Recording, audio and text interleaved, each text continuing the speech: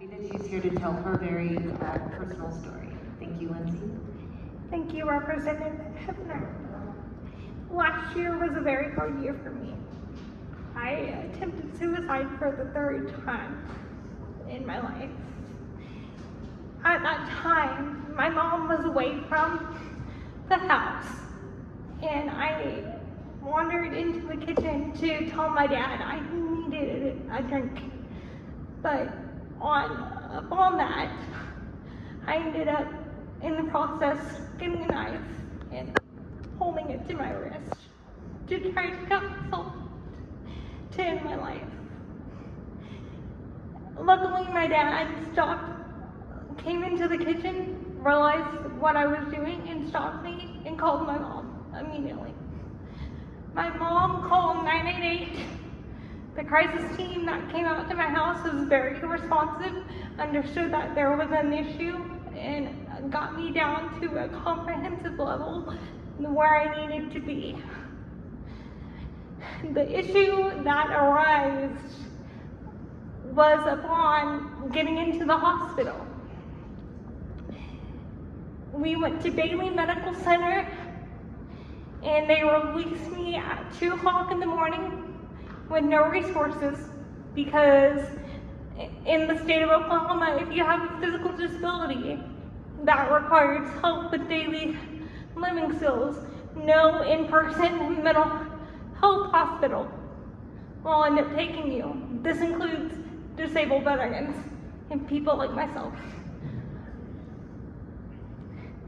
So we were released at 2 o'clock in the morning with no resources. The next day, we went into a mental health care company, and the first person that we saw was fantastic. He understood that there was a problem that needed to be seen and needed to be heard.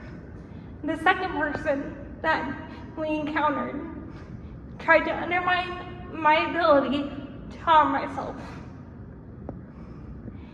and told me that I was being ridiculous and crazy.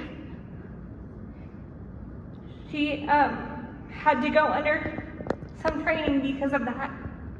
And she said you were unable to harm yourself because you're in a wheelchair. She said I was unable to harm myself because I'm in a wheelchair, which is ridiculous when I very publicly tried to end my own life.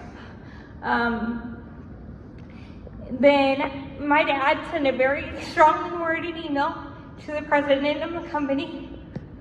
We got in the very next day because of that very strongly worded email. But they initially gave me an appointment for 5 weeks out. And my exact response to my mom was, "Mom, I don't know if I'm going to be here in 5 weeks."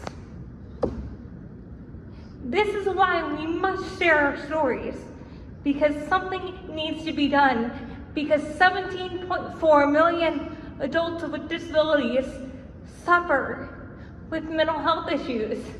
I've been diagnosed with medical-related PTSD, ADHD, anxiety, and depression.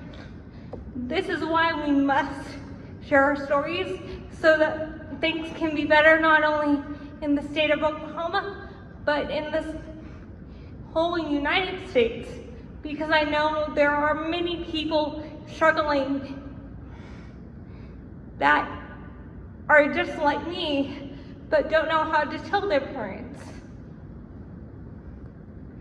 So, yeah. If you guys have any questions, I would be willing to take them. So thank you for allowing me to be here today and share my story. Thank you so much, Lindsay, for being here. I'm happy that you're here, and I'm happy that you're able to share it so that we all can hear and understand. Very brave.